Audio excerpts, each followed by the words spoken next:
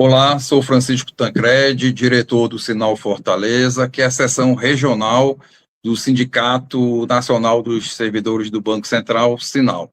O Sinal Fortaleza, ele integra o Fórum, assim como outras entidades sindicais e associativas, o Fórum Permanente em Defesa do Serviço Público no Estado do Ceará.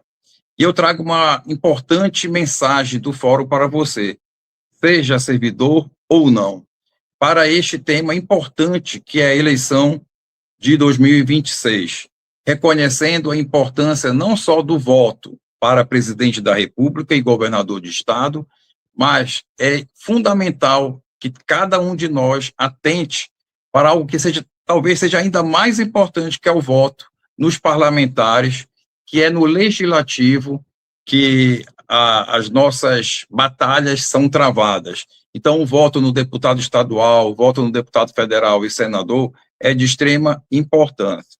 E o fórum, que carrega em seu próprio nome o seu principal objetivo, que é a defesa do serviço público de qualidade e também, por uma consequência natural, a valorização dos servidores, vem desenvolvendo uma série de atividades nesta direção.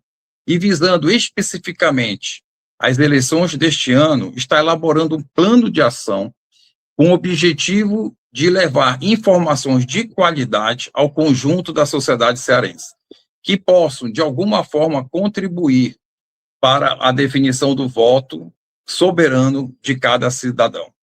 Entre as ações que estamos já desenvolvendo, destacamos a cobrança e a divulgação da adesão às principais bandeiras do Fórum, registradas em uma carta de princípios que nós entregaremos e cobraremos dos partidos políticos e de seus candidatos nessa eleição. Esta carta, ela contempla, por exemplo, a defesa da realização permanente de concurso público e a manutenção, que é algo fundamental, é a essência do serviço público para que o servidor possa agir com liberdade, defendendo os interesses do cidadão, que é a defesa da estabilidade do servidor. Não é suficiente para nós que os partidos políticos e seus candidatos assinem esta carta. Nós precisamos checar a veracidade desse compromisso. E é isso que nós faremos. Utilizaremos as votações que ocorreram no Congresso Nacional, na atual legislatura, né, de matérias que envolvam o interesse do serviço público, dos servidores e da classe trabalhadora em geral. E divulgaremos, né, a nota de cada parlamentar, de cada partido, porque nós temos muitos candidatos novos, então é importante entender qual é o posicionamento ideológico do partido político com relação a essas questões que o Fórum defende, que tem essa missão de defender. E é um trabalho desenvolvido pelo DIAP, que é o Departamento Intersindical de Assessoria Parlamentar, né, que traz, através da plataforma Quem Foi Quem, esta avaliação. Então, pega alguns critérios, algumas votações de relevância, e aí se pondera e tira a nota. E nós vamos trabalhar com isso. Então, nós cobraremos e divulgaremos os nossos aliados, assim como os nossos adversários ou até inimigos, os inimigos do serviço público. Também desenvolveremos campanha nas redes sociais visando conclamar e conscientizar o servidor, em especial, a votar em quem, de fato, apoia o serviço público, em quem, de fato, trabalha em defesa dos interesses dos servidores. Essa é algo que a gente precisa fazer e não deixar apenas nas mãos de lideranças sindicais e associativas. É um trabalho que deve ser disseminado e que você que está nos ouvindo neste momento precisa entender da importância de sua participação, porque nós sabemos que é uma luta muito difícil, é uma luta muito desigual, né? E nós temos que efetivamente participar. E é por isso que eu finalizo agradecendo aqui a todos que têm participado da luta colocando sempre o fórum à disposição de todos. Olá, quero fazer aqui, antes de mais nada, uma saudação a todas as pessoas que estão nos assistindo hoje. Meu nome é Fernanda, eu sou pesquisadora da Fiocruz e componho a seção regional da ASFOC, do nosso Sindicato Nacional dos Trabalhadores e Trabalhadoras da Fiocruz. E, enfim, hoje, né, a gente está aqui discutindo as questões que sobre as eleições e o que nos atinge, especialmente, né, no serviço público, e eu entendo que nossa maior preocupação, como militantes, né, como pessoas que têm atuado aí no sentido de da garantia dos direitos dos trabalhadores e trabalhadoras do serviço público, entendo que está na pauta, né, e ultra necessária para garantir serviços públicos de qualidade, a questão de novos concursos, né, para preenchimento de inúmeras vagas que estão aí cada vez mais em inúmeros lugares, né, que a gente tem cada vez menos pessoas se aposentando, né, e vagas abertas, e a gente não consegue dar conta disso, e, portanto, isso tem um impacto direto na qualidade do serviço que a gente oferta para a sociedade. Então, o concurso público, a questão das aposentadorias, né, do direito das aposentadorias e da ampliação dos benefícios, né, aos aposentados, também é uma pauta ultra necessária, urgente da gente discutir, num momento em que a gente tem justamente esse número altíssimo de pessoas se aposentando, e a gente precisa garantir autonomia e direitos dessas pessoas que passaram a sua vida oferecendo serviços, né, trabalhando em prol da população brasileira. E, por fim, como, né, eu acho que sempre faz parte da pauta, né, o debate das garantias, né, de salários, né, dos salários das negociações para ampliação dos recursos, referentes às carreiras, né, às progressões, e salário, né, e a garantia dos salários também, dos benefícios de salários nos recursos a serem recebidos, né. Acho que essas são questões importantes para a gente discutir, para a gente reivindicar e para a gente estar de olho aí nas nossas candidatas e nos nossos candidatos e entender o que eles estão propondo em relação ao serviço público, né? E aí eu acho que fundamentalmente, de uma maneira sintética aqui, né, para fechar, eu acho que o mais importante, né, para todas e todos os trabalhadores e trabalhadoras do serviço público é justamente garantir políticas, né, que os nossos candidatos e candidatas, eles estejam voltados aí para a garantia do fortalecimento do serviço público, né, o que a gente precisa de um Brasil forte, de um Estado forte que garanta serviços, que garanta que a população tenha acesso a serviços públicos de qualidade e, portanto, para isso a gente precisa fortalecer o serviço público em si e o trabalhador e trabalhadora do serviço público. E eu falo especialmente por ser uma trabalhadora do SUS, e então, fechando aí, né, a gente luta também por um SUS de qualidade, um SUS forte.